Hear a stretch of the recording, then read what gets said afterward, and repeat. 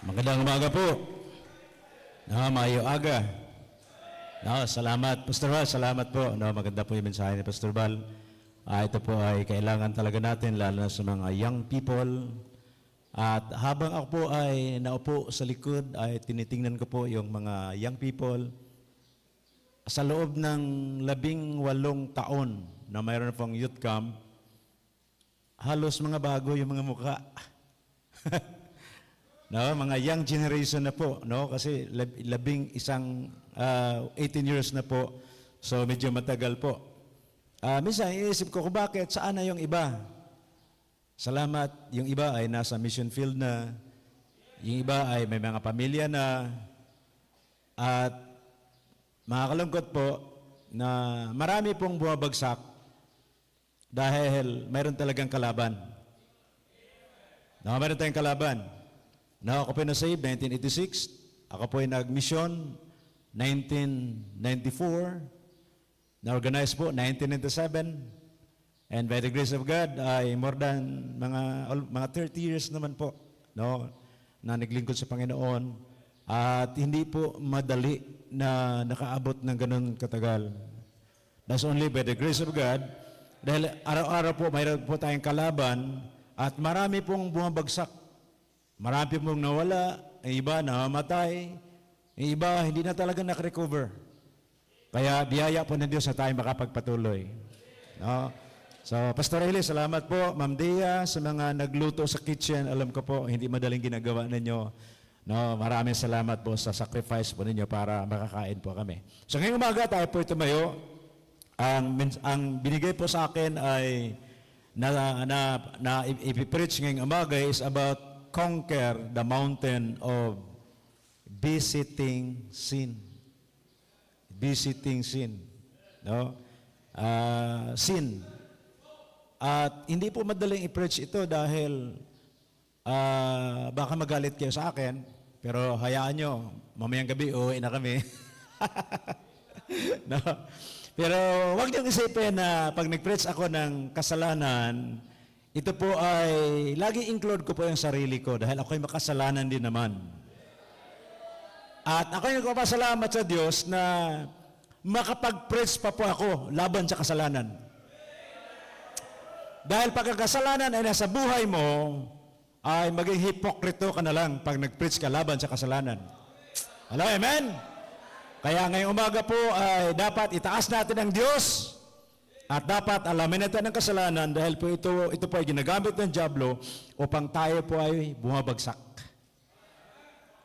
Hello, amen?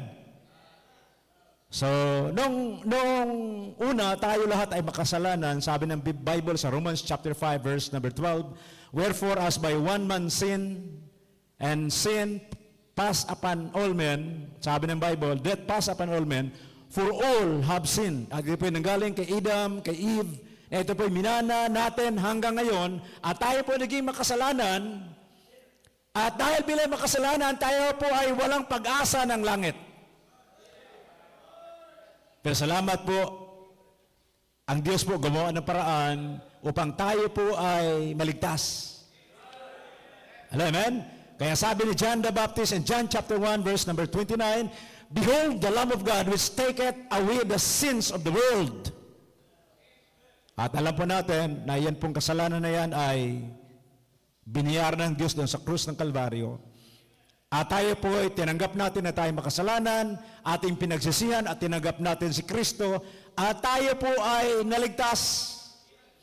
Hindi na po tayo pupunta ng impyerno sapagkat tayo ligtas. Pero ang problema po ay meron tayong old sinful Adamic nature na kung hindi po natin maiingatan, ito po ay pwede tayong mamuhay sa kasalanan. Wala pa tayo sa langit. Amen? Kaya sabi ng Bible, fight a good fight of faith. Dahil alam ng Diyos na ang buhay ng Christian, ito po ay pakipaglaban. Amen? So buksan po natin ating mga Bible, in the book of Hebrews chapter 12. Dahil minsan, kailangan natin pag-aralan yung kasalanan, mayroong kasalanan na minana natin at mayroong kasalanan na talagang ginagawa natin ngayon At minsan yung kasalanan ay naging habitual, palagi na natin ginagawa na naging normal na lang. At kaya maingat po tayo dahil bilang anak ng Diyos ay design po ng Diyos dapat tayo mamuhay na mayroong kabanalan. Ano po? Hebrews chapter 12. Hebrews chapter 12, verse 1 down to verse number 4. By the way, hanggang verse number 15 po ito, pero siyempre meron akong 30 minutes to preach. Kaya hindi po natin pwedeng sayangin ang oras. Ano po? Chapter 12, verse 1 down to verse number 4. Verse 1, I read and verse together, verse number 2. Wherefore, seeing we also are compassed about so great a cloud of witnesses, take note the next phrase, let us lay aside every weight and the sin, na-mention ng sin. Anong klaseng sin? Which that so easily beset us. Sin, which that so easily beset us. And let us run with patience the race that is set before us. Verse number 2, read together. Looking unto Jesus, the author, the finisher of faith, who for the joy that was set before him, endured the cross, despising the shame, and is set down at the right hand of the throne of God. Considering him that endured such contradiction of sinners against himself, lest he be wearied and faint in your mind. Verse 4 together. You have not resisted unto blood, striving against sin. Now take note the word striving against. Because sin is our number one enemy. Striving against sin. Now let us pray. Lord and loving Father, bless niyo po kami. Inyo pong pagpalain yung salita. Give me wisdom, O God, to preach. Bigyan niyo po sa aking mga labi ang mga salita na kailangan namin ngayon. Tulungan niyo po kami, control my words, O God. At the same time, even ang ituturo namin ngayong umaga, itaas po inyong pangalan. At kami po, Panginoon, ay tinatanggap namin na kami po ay makasalanan at sa biyaya lang po ng Diyos, kami po ay makapag-preach at makapaglingkod po sa inyo. So, tulungan niyo po kami. Tulungan niyo bawat young people. Hindi ko po alam ang kanilang buhay. Maybe ang iba sa kanila ay struggling ang kanilang buhay. At alam po namin ay wala pong exempted. Lahat po kami ay ganito po aming status ngayong umaga. Tulungan niyo po kami. In Jesus' name I pray. Amen. Salamat. Thank you, sis. Pwede mapungko. No, salamat. Huwag isang matulog. No, di ko mag-preach sa lawig. Kay ako na outline ay lipot lang, pero damo verses. Pero siyempre, kuhaon ko lang pinaka-importante para mahatag ko sa inyo kung ano ang mensahe nga madala ko sining aga. So, ang kasalanan, ito po yung ating kalaban. Hindi niyo po kalaban ang pastor. Katunayan, ang pastor ay ginamit ng Diyos upang tulungan po kayo dahil tayo po ay nalunod sa kasalanan at tayo po ay nandito sa mundong ito. Ang mundong ito ay wicked world. Amen? Wicked po ang ating mundo ngayon, ang ating surroundings. Kaya kailangan natin ang lingkod ng Diyos upang tayo po ay matulungan. Amen? Kaya hindi po ako magpe-press na ituturo ko lang sa inyo, lagi include po yung sarili ko dahil ako'y tao din naman na katulad nyo. At ako po ay nakipaglaban sa kasalanan sa matagal na panahon.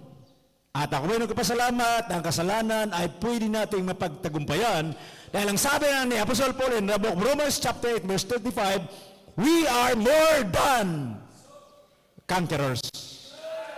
Amen? No? More than conquerors. Ang ibig sabihin po ay kaya natin i-conquer ang kasalanan, kaya natin i-conquer ang diablo, kaya natin i-conquer ang sistema ng mundong ito dahil mayroon tayong Diyos. Kung wala kang Diyos, hindi talaga natin kaya dahil tayo alipin ng kasalanan. No, tayo po ay nasa mundo, tayo po ay walang Holy Spirit, tayo po ay walang kakayanan dahil bilang makasalanan, normal na gagawa ng kasalanan. Kaya yung ating pagtatagumpay ay lagi nagsimula doon sa ating tinatawag na kaligtasan. Kiss mo na po. Ikotin ko lang ito kasi wala akong mambayad. Hello, amen? So sa ating pinag-aral ngayong umaga, sa chapter 12, ay may mga mahalagang sinabi dito sa verse number 1. Sabi niya, let us lay aside every weight. No? Nagpapabigat. Kailangan itabi mo na natin, iwanan mo natin ang mga bagay na nagpapabigat. Dahil minsan tayo po ay tumatakbo na marami tayong kabigatan. No, ang alam ko po bilang isang pastor ay dapat unang-una kailangan natin salvation. Kailangan natin maligtas. Pangalawa, kailangan natin ang sanctification. Mamuhay tayo na banal, matuwid. At salamat, binigyan tayo ng righteousness ng Diyos. Na tayo makasalanan, yung righteousness ng Diyos ay inilagay sa atin upang tayo ay makapaglingkod sa Kanya because God is holy and we are sinners. And the third opportunity, yung service. Na minsan, gusto lang natin maglingkod kaagad, pero marami tayong kasalanan. Kaya nahirapan pa tayo. No, hindi tayo makapag-involve, hindi tayo magkatagumpay, dahil pinagsabay natin ang kasalanan at paglilingkod. So may mga iiwanan muna tayo bago tayo maglingkod. Hello? Kaya pag nag-invitation, kukunti lang nag-forward na full-time, dahil marami talagang may mga kabigatan na hindi nila kayang iwanan. At lahat po na naglingkod sa Panginoon ay they forsook all. Iniwanan nila lahat and then follow the Lord. Immediately follow the Lord Jesus Christ. Hello, amen? So the next phrase in verse 1, sabi niya, let us lay aside every weight and sin. Talagang niliwanag kung ano ba talagang nagpapabigat. Yung kasalanan which that so easily beset us. At inin ko ba yung salitang beset,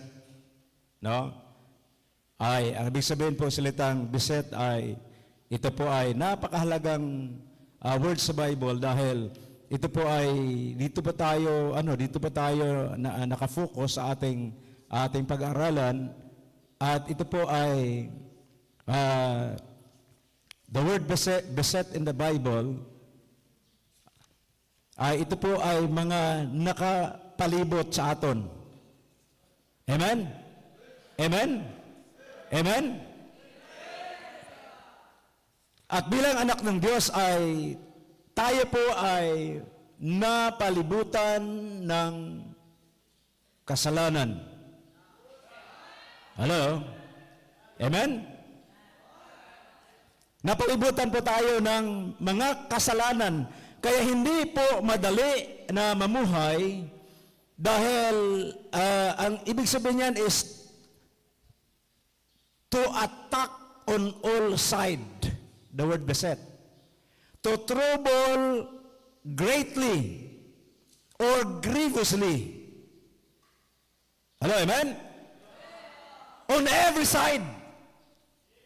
Kaya kahit saan tayo pumunta, talagang mayroong trouble on every side. Amen? Maganda ngayon, nasa campsite ka. Yung kasama mo ay fellow believers. Pinakatunayan, pag open mo ng cellphone, paglabas mo sa tahanan nyo, ang kalaban natin ay andyan lang sa surroundings. No, kaya sabi ng Bible, minsan sa ating isipan, dapat malinis sa ating isipan. Dapat malinis sa ating puso para malinis sa ating pamumuhay at malaman mo isang tao na siya po ay namuhay sa kasalanan. Dahil ang sabi ng Biblia, out of the abundance of his heart, his mouth speaketh. Kaya yung lumalabas po is manifestation kung sino ikaw. Anong mayroon sa puso mo? Anong mga iniisip mo? Hello? Kaya ito po ay mahirap na kalaban. Kaya ginamit ni Apostle Paul sa chapter 12, na sabi niya sa verse number 4, we have not resisted unto blood. Hindi po ito pakipaglaban sa laman. But sabi niya, but striving. Amen? But striving against sin. At hindi po madali makapaglaban sa kasalanan dahil ang kasalanan sa mundong ito po ay weakness lang po. At sa atin po ang kasalanan, ito po ay wickedness. No, minsan yung kasalanan ay minsan pinaglalaruan.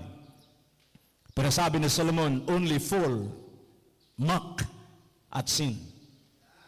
Now, mangmang lang ang naglalaro sa kasalanan dahil ang kasalanan ay hindi pinaglalaruan. Dahil ang kasalanan ay nakamatay. At marami nang namatay dahil ang kasalanan. Marami nang nawala dahil sa kasalanan. Marami nang nagsuffer dahil sa kasalanan. Amen? That's why we strive against sin. Huwag nating hayaan ang kasalanan pumasok sa ating isipan. Huwag nating kasalanan ang mag-rule sa ating buhay. Huwag nating hayaan ang kasalanan. Ito ba'y mag-control na ating buong buhay? So number one, the danger of sin. Sin is very dangerous. Hello? Pastor, ilang kasalanan ba ang gawin ko para ako tawaging makasalanan? Isang kasalanan lang. Dahil ang definition ng sin is the transgression of the law. At ito pong Bible, yung Word of God, ito ay ating boundary. Kaya sabi ng Biblia, don't break the heads because the serpent will bite you. Kaya iningatan natin ating ka-fellowship, iningatan natin yung mga tao maging kasama natin, na kailangan magkaroon tayo ng boundary na hindi lahat ay gagawin natin dahil mayroon pong kasalanan. At maraming tao na maayos naman dati, bakit nagbago? Dahil hindi na ingatan na marami parang nag-influence sa kanyang buhay. Hello? Sin is very dangerous, amen? At dahil sa isang kasalanan, naging makasalanan ang buong sanglibutan. Hello, can you imagine? Hindi naman kailangan mag-drugs ka, maging drug lord ka, pumatay ka, dahil hindi naman natin ginagawa yan. Pero marami tayong ginagawa na akala natin maliit na kasalanan at still, ito ay kasalanan.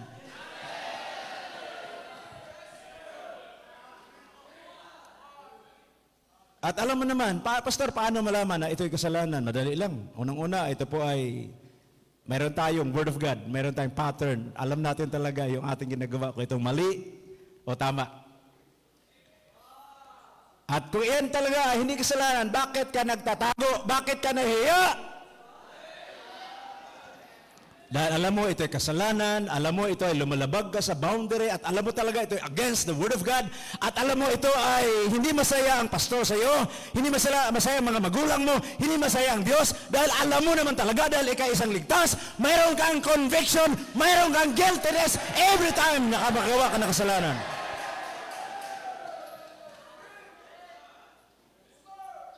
Kaya ang sabi ni James chapter 1 verse 16, do not err, my beloved brethren.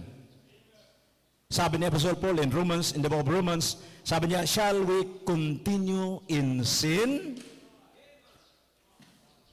that grace may abound? God forbid!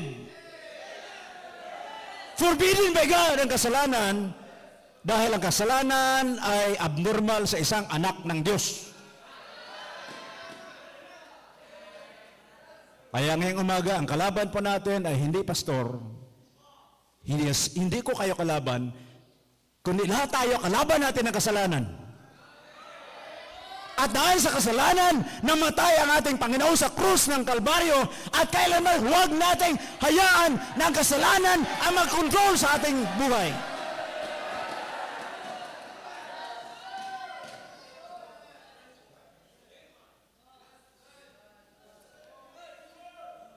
The dangers of sin.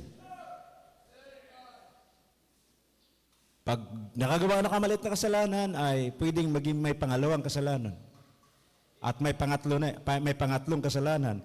Kaya sabi ng Book of James, chapter 1, verse 13 to 16, anong sabi ng Biblia? James chapter 1, verse 13 to 16. Na yung maliit na kasalanan ay madagdagan ng another kasalanan, at yung maliit na kasalanan, lumaki ang kasalanan, at ang resulta ay maging kamatayan.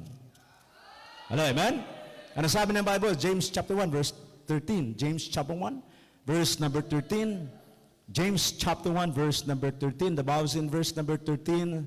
The Bible is in verse number 13. Let no man say, when he is tempted, I am tempted of God. For God can be tempted with evil. Neither tempted he any man. Yung temptation po ay hindi sa Diyos. Kailanman ang Diyos, God cannot tempted to any man. But every man is tempted when he is drawn away of his own lust. Every man is tempted when he is drawn away in his own lust. And entice. Ito mo ginamit sa Garden of Eden. Na-entice po si Eve. And then lust hath conceived. It bringeth forth sin. And sin, when it is finished, it bringeth forth death. Hello? Amen? Ang kasalanan nagsimula sa maliit. At ito ay lumaki. At hindi mo na malaman na ikaw pala ay kontrol ng kasalanan. At kung ikaw ay namuhay sa kasalanan, mawala ka sa gawain ng Diyos. At wala po itong pinipiling sino mang pastor, worker, Bible student, matalino, may pinag-aralan, bata, matanda. Kaya ang kasalanan ay hindi dapat pinaglaruan.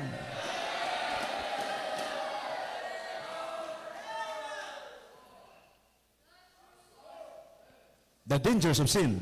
Bilisan lang natin, mga oras natin, maiksi lang po. Number two, the discipline because of sin. The discipline. Bawat ginagawa natin ay merong katumbas. Hello? Pag gumawa ka ng tama, sabi ng Bible, God is not mocked, for whatsoever a man soweth, he shall also reap. Kaya minsan tayo nagsasuffer dahil sa ating mga ginawa noon. At pag gumawa ka ng tama, nag-i-enjoy ka ngayon. At mas advantage sa inyo dahil bata pa kayo, dapat huwag kayong pumasok sa kasalanan dahil ang kasalanan ang maging kalungkutan ng buong buhay. Kaya even si Moses, sabi ng Bible, he forsook Egypt in the book of Hebrews chapter 11. At he chose, pinili niya talaga, to suffer with the people of God than to enjoy for sin, pleasure of sin, for a season. Ang kasalanan ay mag-enjoy ka panandalian, pero buong buhay magsasuffer ka. Kaya wag mo piliin ang kasalanan, piliin mo maglingkod, piliin mo gumawa ng tama, piliin mo ang Panginoon sa buhay mo.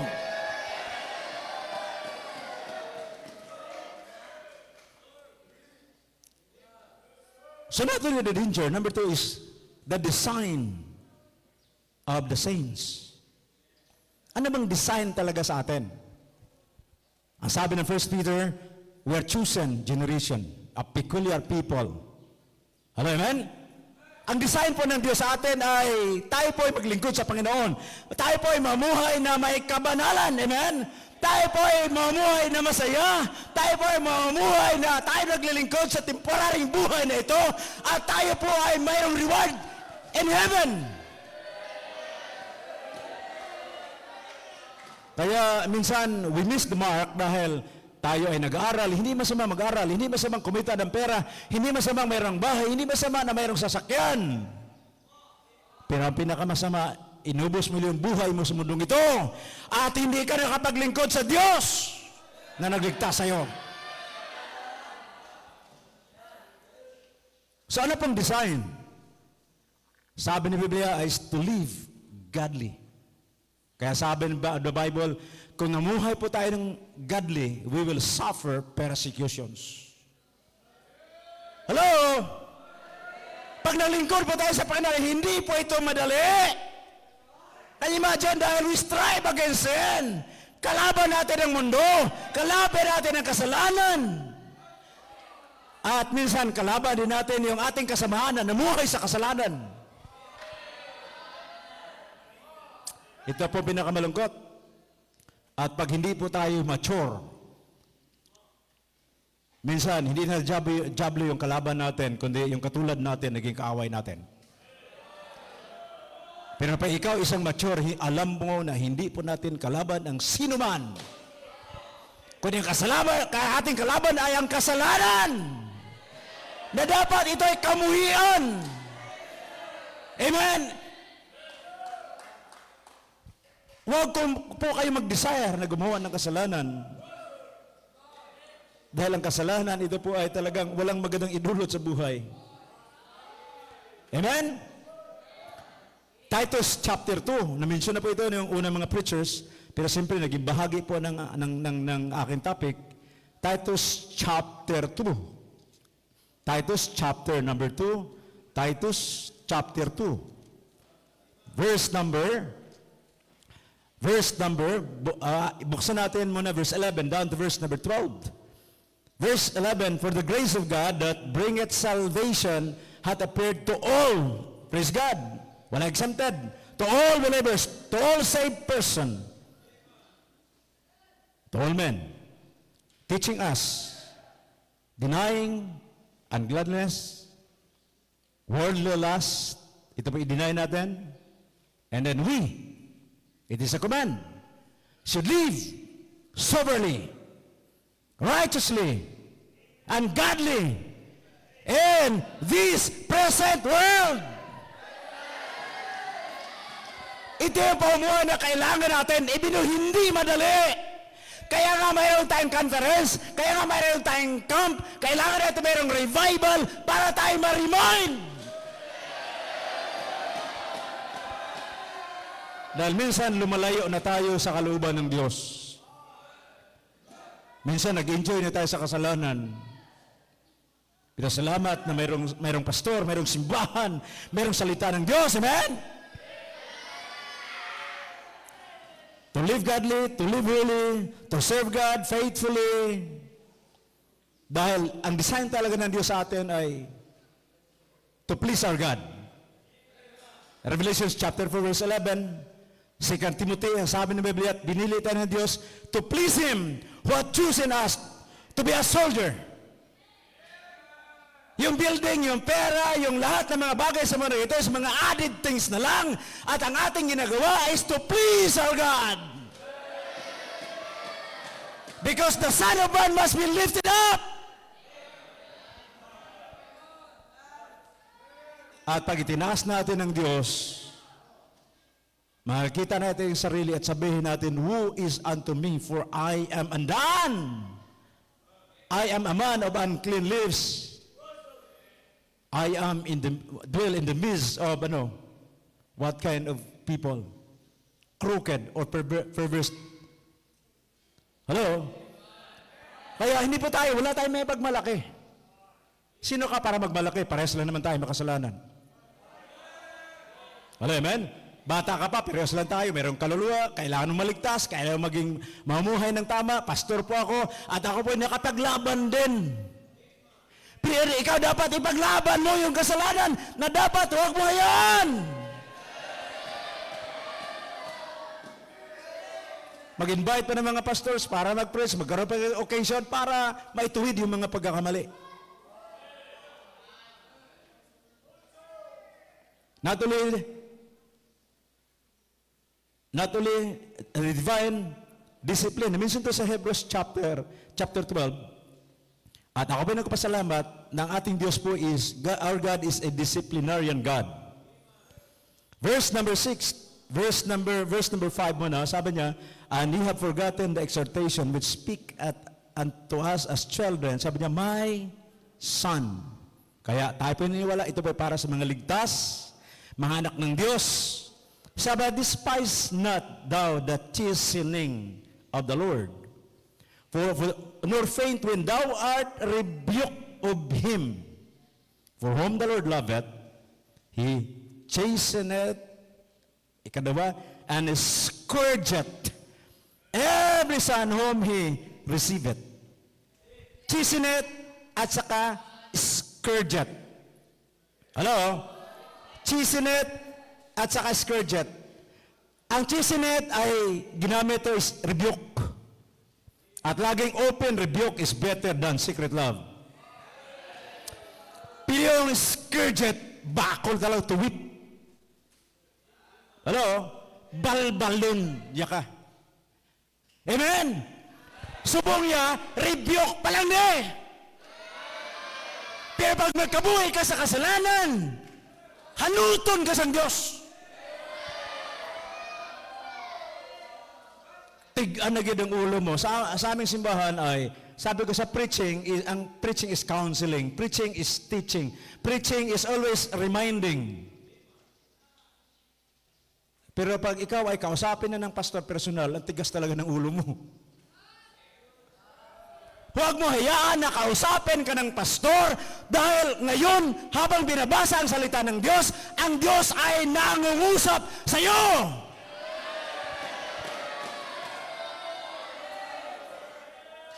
Tigas mo na talaga. Ang kailangan mo ay bakol na, palo na talaga. Hindi na kailangan rebuke.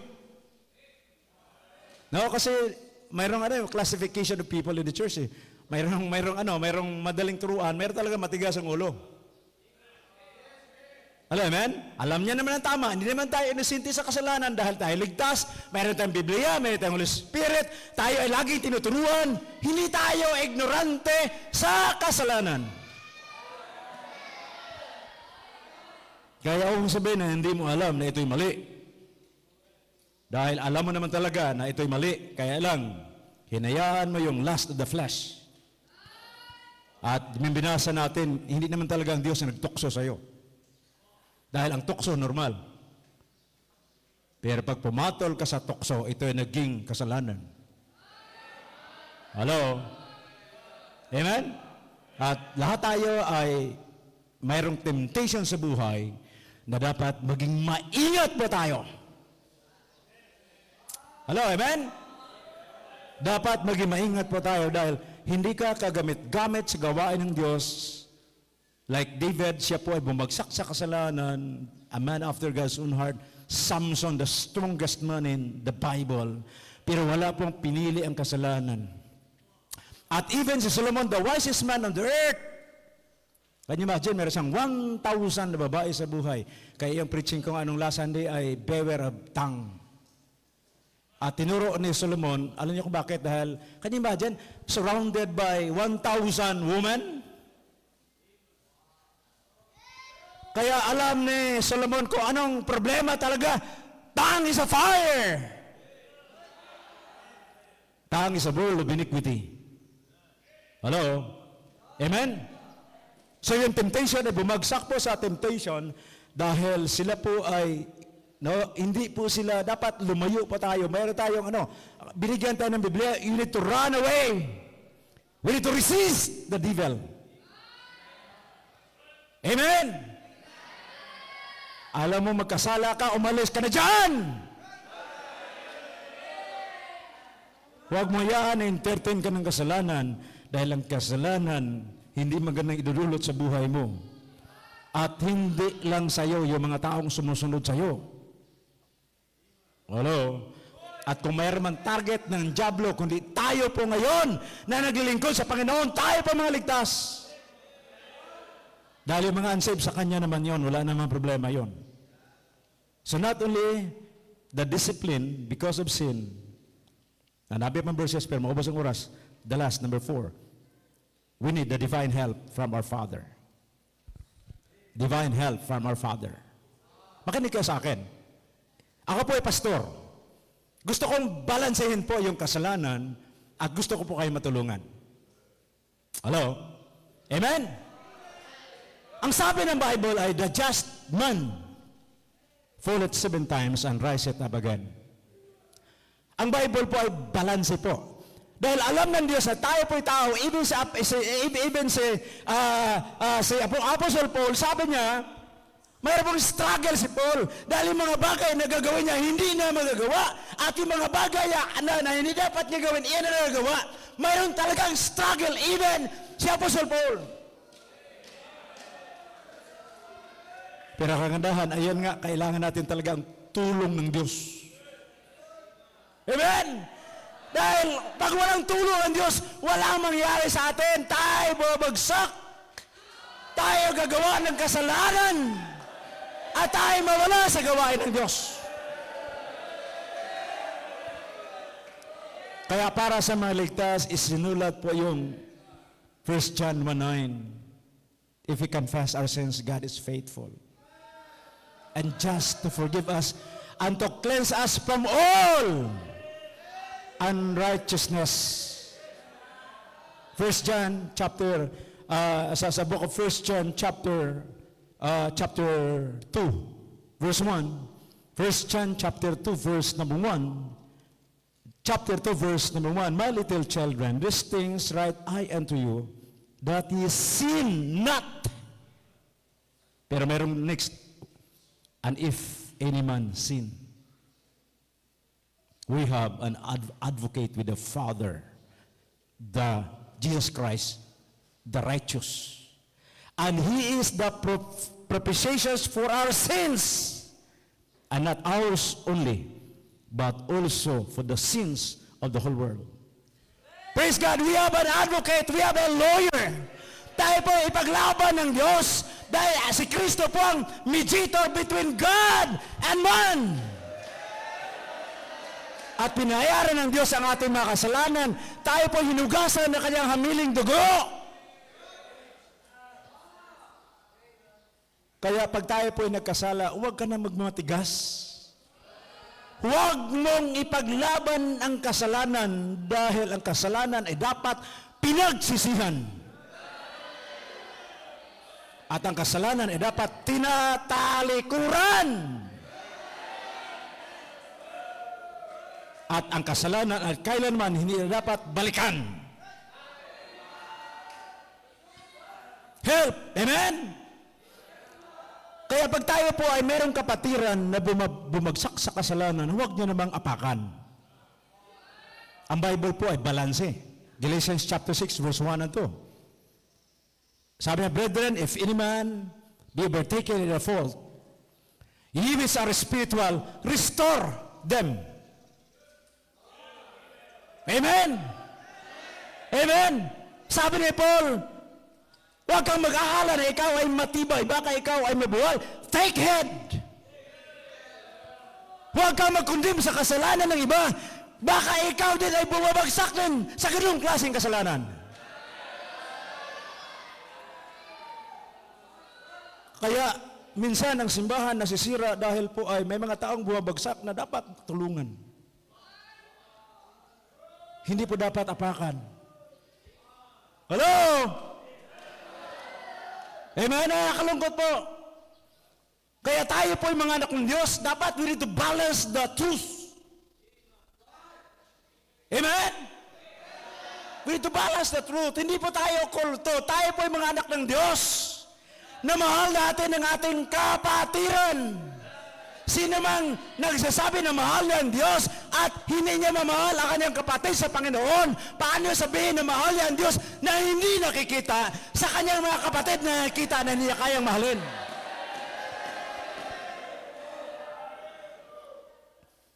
Kaya kailangan nating magkaroon ng magandang attitude. Kung nagkamali ka, humingi ka ng tawad. At patawarin mo din naman. Dahil sino ba naman sa atin dito ang walang pagkukulang? No, mayroon kang kasalanan na between you and God lang, walang iba nakakaalam. Secret sin. Magaling ka magtago ng kasalanan. Pero tandaan mo, he that hideth his sin shall not prosper. But he that confesseth and forsaketh them, sabi ni Solomon in the book of Proverbs, shall have mercy. We need God's mercy. Kaya po tayo naligtas in Ephesians chapter 2 verse 8 and 9. Because of His mercy, He saved us. Tayo po biniyaan ng Diyos at naligtas pa tayo, but before we are alien of this world. We are the children of wrath, children of disobedience. At salamat po tayo naligtas. Binigyan tayo ng pagkakataon upang maglingkod. Amen? At samantalang tayo naglingkod sa Panginoon, alam ng Diyos na minsan tayo po ay nagkakamali. Kaya binigyan tayo ng 1 John 1:9. God give us a chance. Kaya huwag kang mawala. Pag nagkamali ka, aminin mo, pagsisihan mo, at iayos mo yung buhay mo. Hello? Dahil kung bawat kasalanan ay mawala tayo simbahan, walang maiwan. Amen? We need a divine help from the Father. Now, John chapter 16, verse 8. John chapter 16, verse 8. John chapter 16, verse 8. And when He is come, sabi ni Biblia, He will reprove the world of sin and the righteousness and of judgment. Amen? Amen? He will reprove the world of sin. Katunayan yung kasalanan in 1 Corinthians chapter 15, tayo po ay victorious na. At na-preach kagabi, faith is the victory. Tayo po ay linggo sa Panginoon. Pag ikaw ay ligtas, tayo po ay pamunta na ng langit. Pero masaya pong maglingkod na tayo namuhay ng tama. Hello? Dahil pag tayo po ay namuhay sa kasalanan, you cannot serve God and mammon. Either you will hate the one and love the other. Kailangan pumili, parang fellowship yan eh. Hindi pwedeng kahit saan ka lang pumunta. Sino-sino magpe-preach, sino maging kaibigan mo. Dapat pumili ka dahil dyan nagpapakita kung meron kang stand. No, sabi ni Pastor Eli, two things we need. We need character. Number two, we need conviction. Conviction without character is useless din. Dapat magkasama yan. Kaya alam mo kung saan ka tumayo. Who is on the Lord's side? Amen! Amen! Divine help. Kaya tayo po ay lumapit sa Panginoon dahil in the book of Proverbs chapter 28 verse 13. Proverbs 28 verse 13. Minsan, advance ko na yung ibang verse dahil 28 verse 13. Proverbs chapter 28 verse 13. The Bible says in verse 13, He that covereth his sins shall not prosper. But whoso confesseth and forsaketh them shall have mercy. And the next phrase is, happy is the man that feareth always. And he that hardeneth his heart shall fall into mischief. Kaya huwag tayong magmatigas sa ating mga puso. Amen? Amen? Amen? So mayroong apat na bagay, tatapusin ko na lang dahil ang oras natin masyadong maiksi ang oras natin. So number one, pag tayo po ay naligtas, number one, magpasalamat ka, binigyan ka ng Diyos ng second chance. Number two, binigyan ka ng Diyos ng pastor. At tanggapin mo yung pastor mo, tanggapin mo yung preaching ng pastor mo, yung leadership ng pastor mo. Dahil ang pastor mo ay ibinigay, it is a gift for you. Para lumago ka, para magamit ka, hindi yung pastor ng iban, kundi your own pastor. Binigyan ka ng pastor, binigyan ka ng Holy Word of God, the King James Bible. Binigyan ka ng Holy Spirit. Amen? Everyone of us may Holy Spirit. Binigyan tayo ng church para tayo po magkaroon ng fellowship within our church. Hello? At ang pinakamaganda, may promise pa. Psalms 46 verse 1. God is a very present help in trouble. Because God is our refuge. At ang dami pang verses sa Bible para hindi tayo mawala, kundi tayo makapagpatuloy. Ang tawag niyan sa biyaya ng Diyos. Hindi dahil magaling ka, hindi dahil matalino ka, hindi dahil may pera ka, hindi dahil kung anong mayroon ka, dahil lahat po tayo ay pantay-pantay lang po sa biyaya ng Diyos. Pero lahat binigyan tayo ng opportunity para maglingkod. Amen? Amen? Always remember, mayroon pong kasalanan sa kaliwa, sa kanan, sa kaliwa, sa harap, sa likod. Dahil ito po, we are surrounded by sinners. We are in this wicked world. Amen? At alam ko po na hindi madali. Kaya kailangan natin magpakumbaba, lumuhod sa Panginoon, umattend, makinig. Amen? Dahil kailangan natin makapagpatuloy, that's only by the grace of God. Amen? Amen? May mga bumagsak ba dyan? Tulungan naman natin sila. Kayo naman na hindi pa bumagsak, huwag niyo hiyaan na bumagsak kayo katulad nila. Maging lesson sa iyo para maging warning sa iyo. Dahil ang sabi ni Biblia, these things is written for our example, for our own admonition, yung mga Israelites. Na sila po stubborn, hard-headed, at yung kanilang pagbagsak ay dapat maging ikabagsak mo rin. Dahil ito po naging bigay warning sa iyo.